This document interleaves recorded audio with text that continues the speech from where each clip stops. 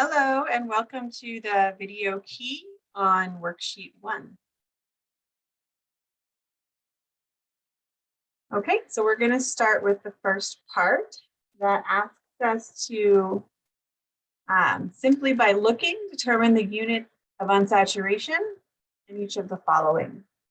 Right, so in this case, I don't see any pi bonds and I don't see any rings, so I would predict 0. In this case, there's a ring, so I would predict 1. 1 pi bond means 1.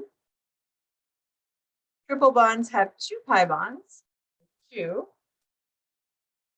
And this is an aromatic ring, and it has 3 pi bonds and 1 ring, so we would predict 4.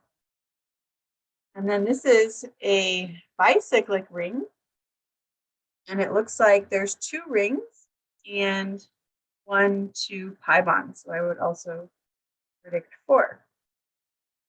So let's go ahead and calculate the units of unsaturation for this formula.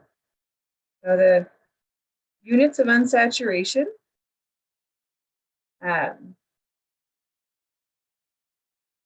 also known as the hydrogen deficiency index is equal to 1/2, 2 times the number of carbon, and there's 10 carbons, so that would be 20, plus 2, minus the number of hydrogens, which is 14.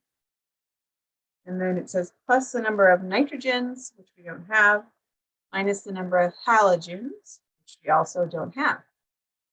So the answer to this would be 22 minus 14, which is 8. 1/2 of 8 would be 4. So that also predicts the same value that we just figured out by looking at the structure. So structures will always match the HDI given the molecular formula. If it doesn't match, then there must be a mistake within the structure and the molecular formula. Let's move on to constitutional isomers. Constitutional isomers can be tricky to draw, but I think as you've gone through this activity, you've probably developed some strategies on how to do it. So we have, let's read the question. Compounds with the same chemical formula, but different atom connectivity. Okay, so that's the definition of a constitutional isomer. And it says they will have the same unit of unsaturation. So that's true. So if we were to calculate the HDI for this formula, which is always a good idea, it will let us know whether or not we can include any pi bonds or rings. So let's go ahead and do that. So let's do HDI is equal to 1/2, 2 times the number of carbon, which is 6 plus 2 minus hydrogen. Remember, oxygens don't count. So we have 0, 1/2 of 0, 0. Right, so that means no pi bonds and no rings. So the formula is C3H8O. So one of the ways in which the carbons might be connected is all in a row. So if I was to do that, I would maybe write C, C, C. And then perhaps the oxygen is connected at the end. And then we would just need to add in all the hydrogens to make sure that the carbon and oxygen have an octet. And then also, if we had figured out the number of valence electrons, we would also know that there's going to be extra 4 electrons that will go onto oxygen as 2 lone pairs. So we have 3 hydrogens, this carbon to make 4 bonds, 2 on this one, 2 on this one, and then 1 here. That's a total of 8. And then we have 2 lone pairs. Now again, you don't have to draw in the lone pairs. You should know that they will exist on the oxygen, such that the oxygen will have an octet. Okay, so is there another way to make a different structure with all 3 carbons in a row? And the answer is yes. We can simply move this OH group. Instead of being on one of the terminal carbons, what if it's on this center carbon? So we can have the same 3 carbons in a row with the oxygen attached at the center carbon. When we fill in all the hydrogens, we'll see that we will have also used 8 hydrogens. Okay, so can I just move the OH group to this carbon? The answer is no, because if I move the OH group to this carbon, I will have drawn this structure just flipped over, and it won't actually be a different structure. So then there's the question of, okay, how do I get a different structure here? We know oxygen can form 2 bonds, and perhaps it isn't bonded to a hydrogen. What if it's bonded to 2 carbons? So if that's the case, then we could think of a situation like this, where we have the oxygen in between 2 carbons. If we fill in all the hydrogens, this is 3, 5, more is 8. This will also give us a structure with the same formula. Okay, moving on to the next question. Again, we are going to calculate the HDI first. So HDI is equal to 1/2, 2 times the number of carbon, which would be 8, plus 2, minus the number of hydrogen, and oxygen, again, doesn't count. So again, we have 1/2 of 0 is 0. So we're still dealing with structures that don't have any double bonds, don't have any rings. So that kind of limits things, which is good to know. Okay, now we're dealing with 4 carbons, right? What can we do with 4 carbons? Well, of course, we can do 4 carbons in a row. And at this point, just to save space, because the structures are getting larger, I'm just going to switch to line structure. Hopefully you learned about line structure in the lecture video, and you can still follow along even though things are drawn in line structure. If you drew everything in Lewis structure, that's okay. You can convert those to line structure to compare your answers to the answer key. Okay, so let's think about 4 carbons in a row. In Lewis structure, that would be drawn with a zigzag where there's 4 points, both the end points and the 2 center points. So that's 4 carbons. And then how can I add an oxygen group without a double bond? Well, perhaps I'll add the oxygen group as an OH group. Okay, and then if I think about how many hydrogens are there, well, I have 1, 2, 3, 4, 5, 6, 7, 8, 9, 10. And that would match the formula. So then I think, okay, with the same carbon skeleton, is there another place that I might be able to move that oxygen?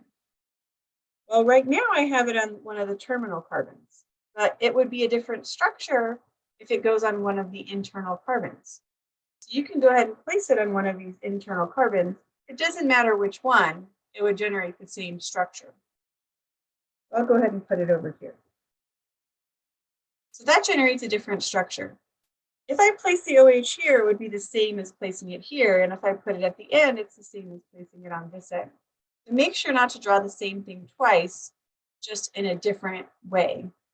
They actually need to have the atoms connected in a different arrangement. Okay, so what else can I do, right? I seem to have run out of the option of 4 carbons in a row with an OH group. So we need to think about how else could our carbon scaffold work? What if I had 3 carbons in a row in one branch? Right? That's a different way of connecting 4 carbons. Now I can place my OH group at different positions. Perhaps I place it on any one of these 3 terminal carbons, or perhaps I place it on this center carbon. Those generate 2 different compounds. Okay, that is all I can do with this branched scaffold with an OH group. But recall that oxygen can insert between carbons to make different structures. So for example, what if I insert an oxygen in this 4-carbon scaffold? Maybe I do 1, 2, 3, oxygen, and another one. That's 4 carbons with an oxygen. If you count up all the hydrogens, you'll see that there's 10 hydrogens in all of these cases. So these are all constitutional isomers. So what else can I do? Well, maybe I'm going to add, I'm going to move this last carbon over here so that it's branched. That's one option to make a different compound, right? Are you getting the idea? Hopefully. And then the last thing I can do is think about, well, maybe this oxygen isn't between the first carbon and the second carbon. Maybe it's between the second carbon and the third carbon. We could get a structure like that with 4 carbons and an oxygen inserted. All right, let's keep going. Next, it asks us to draw all 5 constitutional isomers of C4H8. Go ahead and calculate the HDI. We have 1/2, 2 times 4 is 8, plus 2 minus 8. So 1/2 of 2 is going to be 1. Right? So now we know that these structures are going to include either 1 ring or 1 pi bond. And that's good to know. Let's start with compounds with a pi bond.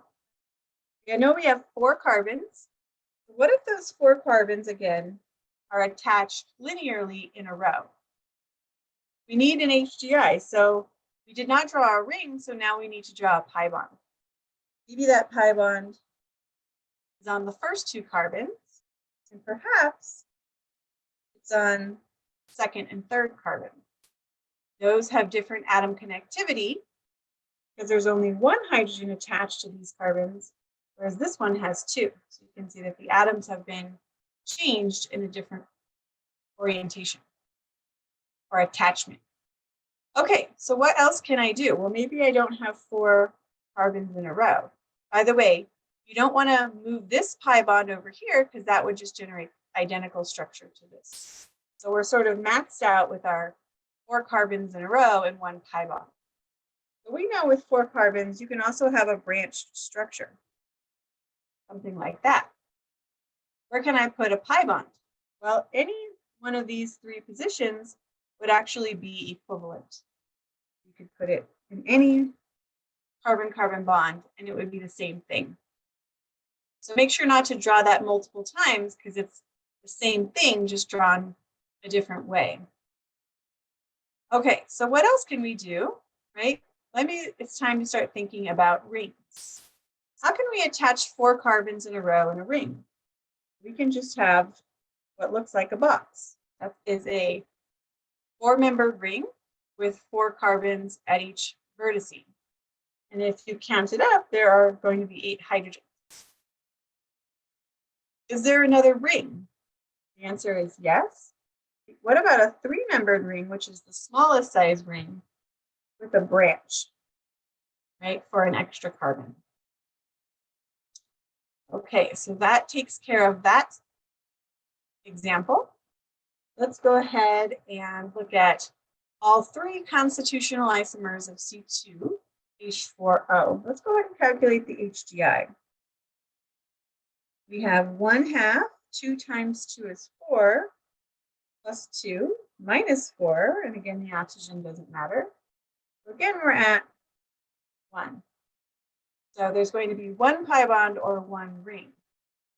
That starts to get a little tricky because there's only 2 carbons in this structure, right? So you might be wondering right off the bat, how do I even draw a ring with only 2 carbons? Well, you can include the oxygen in the ring. So the ring structure would actually be a 3-member ring where an oxygen is in the ring.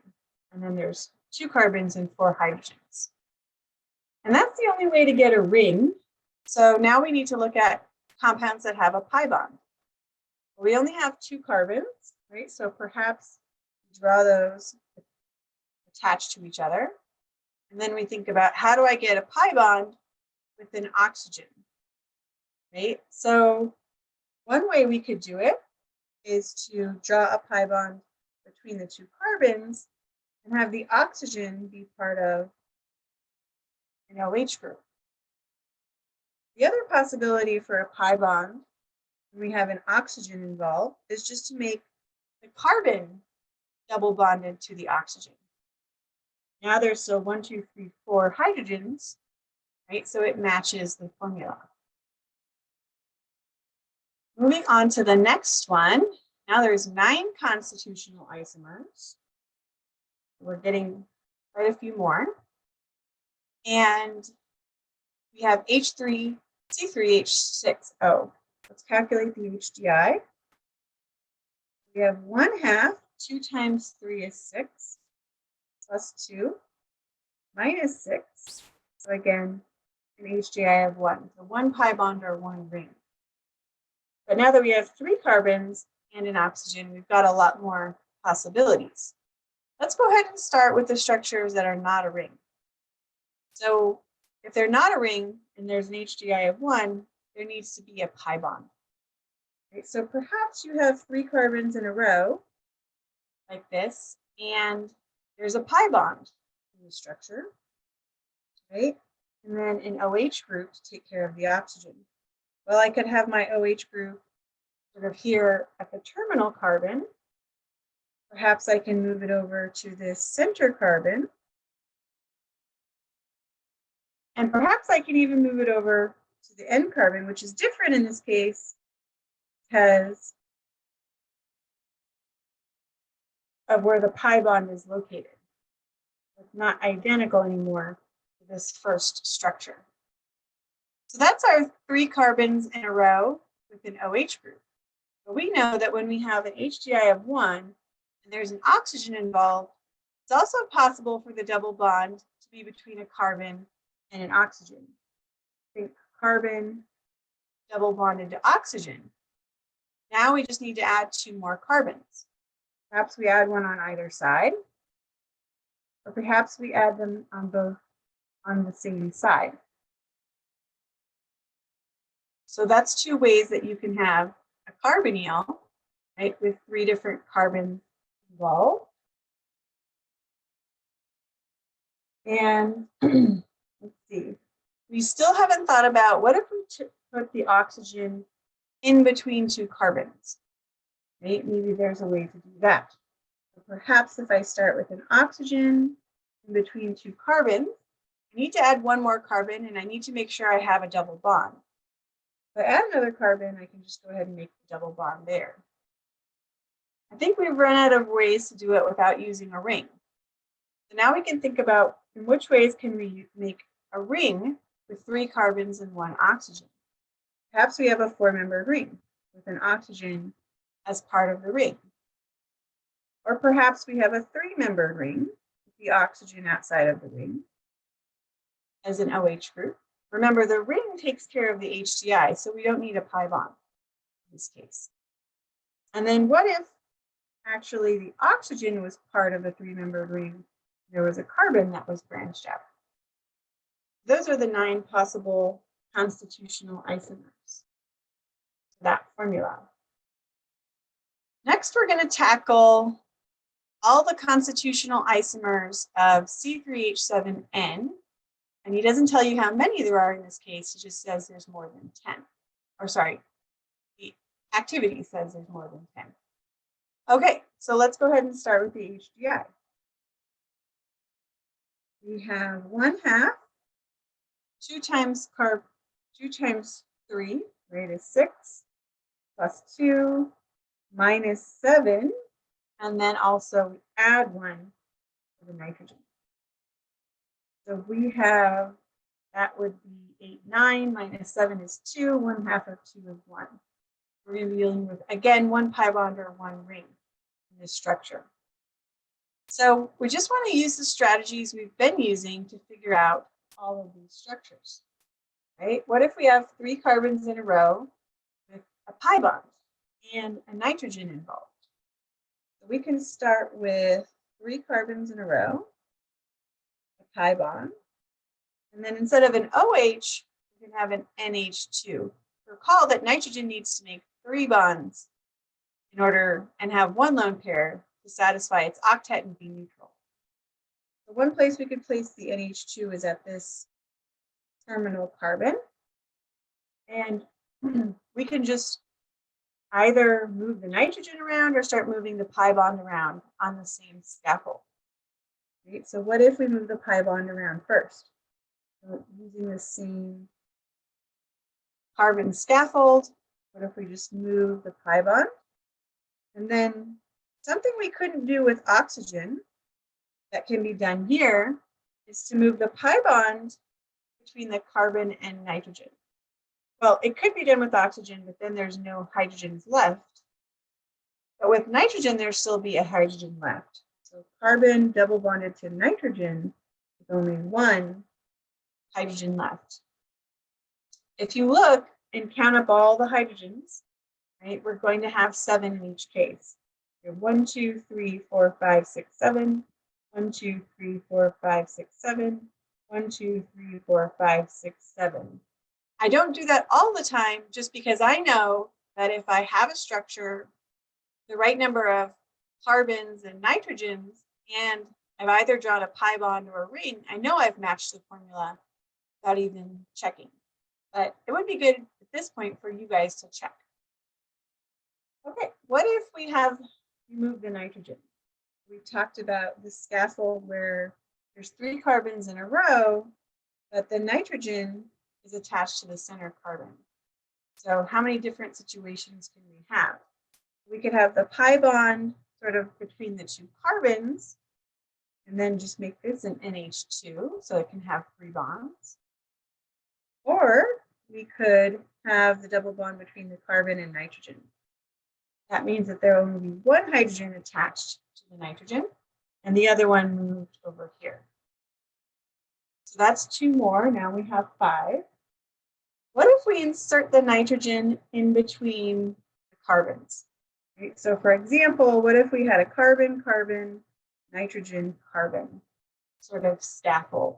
Then we can play around with moving the pi bond around, and depending on that, draw how many hydrogens are attached to that nitrogen. So for example, if I have the pi bond here, then I need 3 bonds total, so I'll have a hydrogen here. What if I had the pi bond between the carbon and nitrogen on the left? That means that I don't need to add a hydrogen here because the nitrogen already has 3 bonds. And so its 4th group will be a lone pair, or its octet. And then the last way is to do the double bond on the other side. Again, if you count up all the hydrogens, you'll see that there's 7 in all cases. I think we need to turn our attention now to rings, right? How can we include a nitrogen in a ring? Well, because we have 3 carbons, we could potentially do a 4-membered ring if we include the nitrogen in the ring. And again, we need to make sure to draw in that hydrogen so nitrogen has 3 bonds. What about a 3-membered ring? There could be a 3-membered ring with a nitrogen in as part of the ring.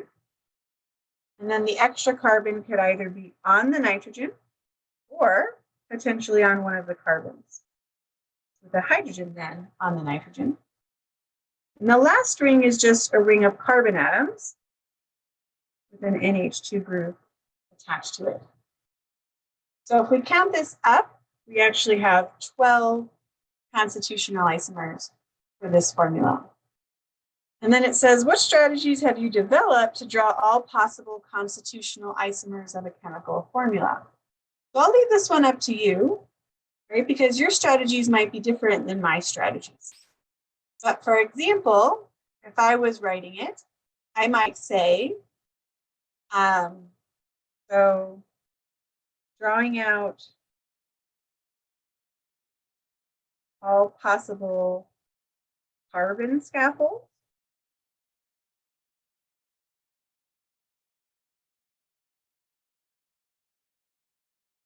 right? And then if I have an oxygen or a nitrogen, I can think about inserting it.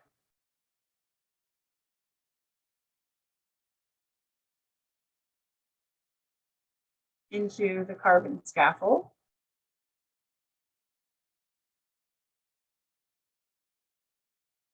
Maybe the very first strategy I have is just to calculate the HDI.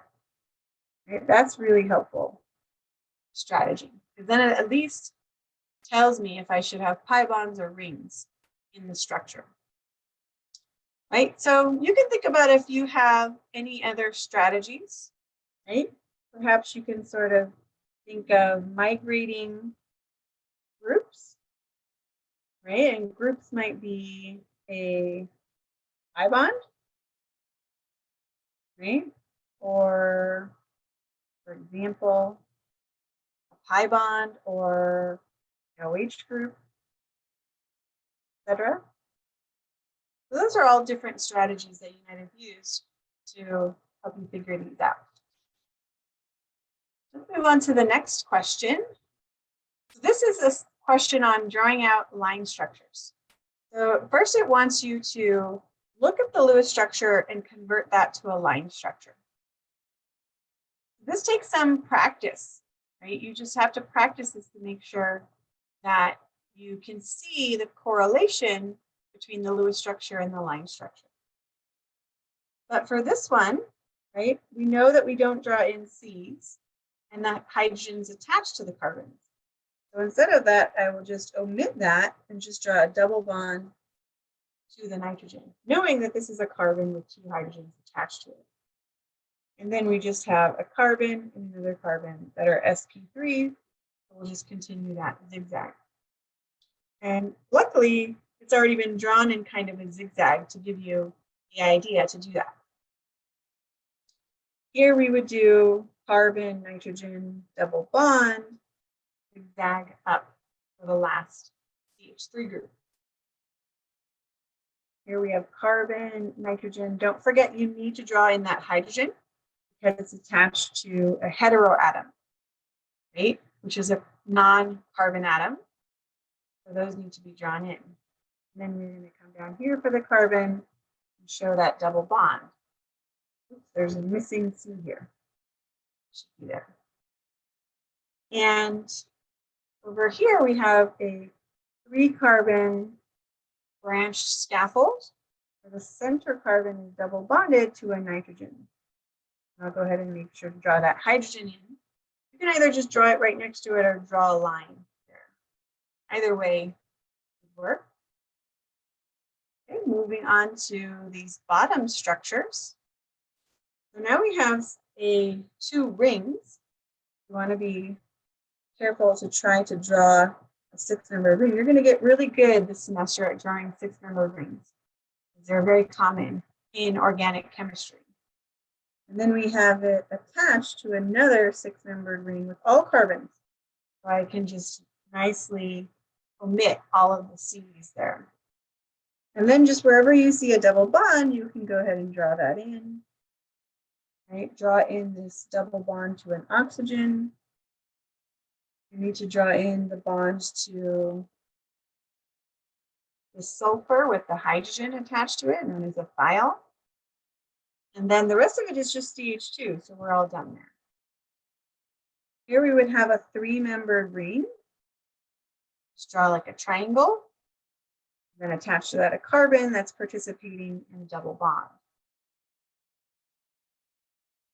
Over here we have carbon branched to carbon, right? And then it's going to bend here, has a triple bond attached to it. And then this carbon has an oxygen with a CH3 group attached. Over here, we want to basically just draw this in a zigzag with this part linear and just omit all of those C's. You can just sort of do double bond, attached to double bond, attached to carbon with a triple bond, attached to a CH3 at the end. Don't forget that there are carbons here, right? Where you see the triple bond turn into a single bond. Okay, so the next page asks us to convert the following into expanded structure. So this is going to be a little more work because we have to draw in all the C's and H's that we were omitting on the last page. So for this one, we can kind of start with the nitrogen and then draw in all the C's that they're attached to get a 5-membered ring. And then start drawing in all the hydrogens that are attached to the carbons, such that each carbon has a total of 4 bonds.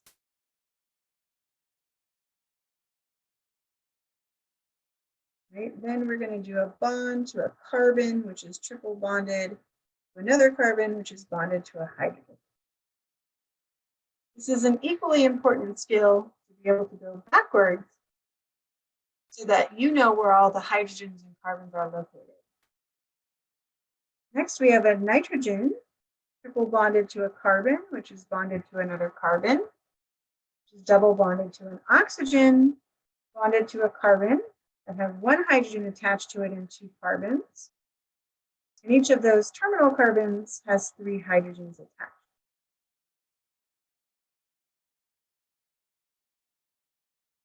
What about this structure here? So we just have to be careful to draw this bicyclic ring, making sure to get all those C's in the 2 rings. And then we want to go ahead and draw in the OH. We want to draw all the bonds there. And then just add in hydrogens as necessary to get 4 bonds for every carbon. Remember not to add too many. Never exceed 4 bonds for carbon.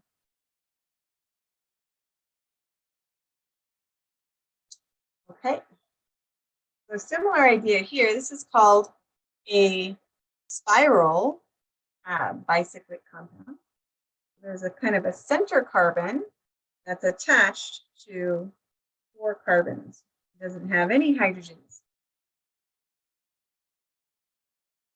attached to it. Just kind of, if it's just a hydrocarbon, just go ahead and sketch in carbon scaffold, and then go ahead and add in the hydrogens after that. To me, that's the easiest strategy, but you might have developed a different strategy that you like as well.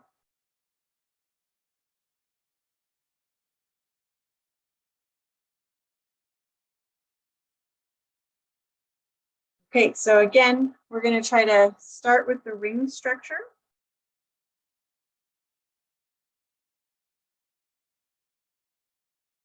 Make sure that oxygen gets inserted here instead of a carbon at that position. And then just start with all the hydrogens. You can quickly see how tiring this gets and why organic chemists typically don't draw their structures this way.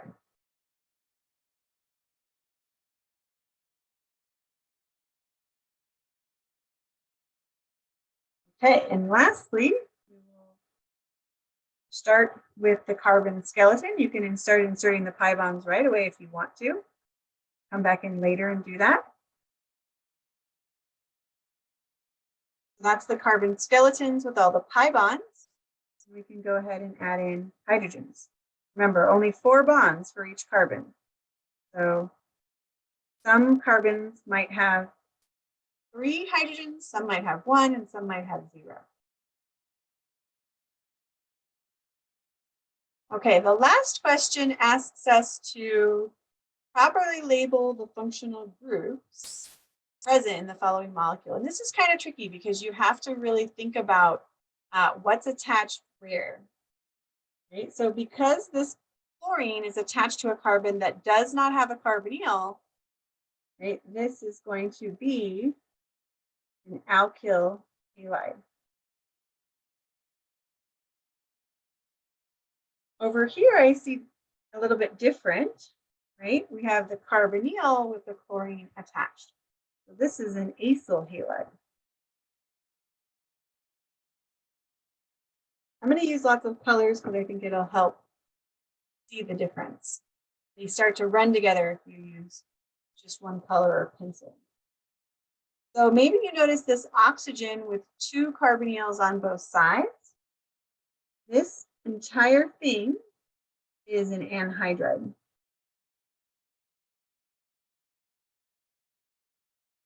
I'm going to come over here and notice I have got an alkyne. And I'm not doing these in any particular order, right? Just kind of whatever I see, I label. This one's kind of glaringly obvious, right? And so I'm going to go ahead and label it right away as an aromatic, also known as an aromatic ring. This one is a carbon-carbon double bond, right? And so I noticed that one right away as well. This one is an alkene. Over here, you might have noticed a carbon attached to an SH group. This is called a thiol.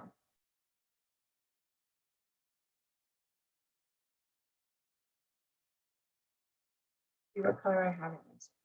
No purple. Okay.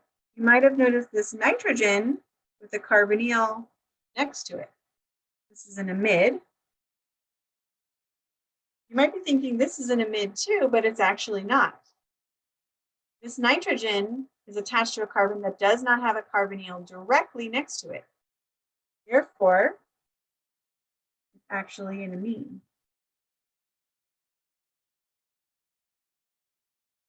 Then I'll come over here and label this carbon double bonded to an oxygen attached to a carbon on one side and a hydrogen on the other.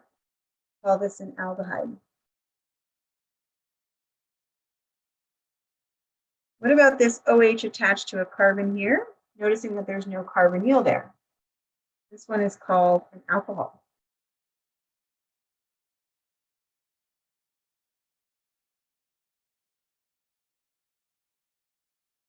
You might have noticed this carbon-oxygen double bond attached to 2 carbons on one side.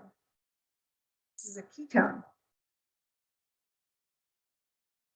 When the carbon double bonded to an oxygen has an OH on one side and a carbon on the other, it's a carboxylic acid.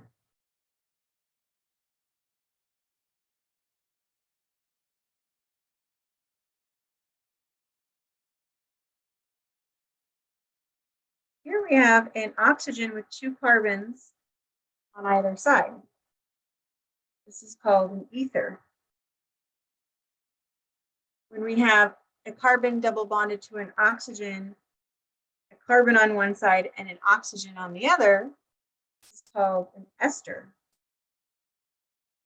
And then lastly, we have a sulfur bonded to 2 carbons on either side. And this is called a sulfide. A lot of functional groups in there. Hopefully you found them all without making too many mistakes. All right, that's the end of the activity. I hope you guys have a good rest of your day.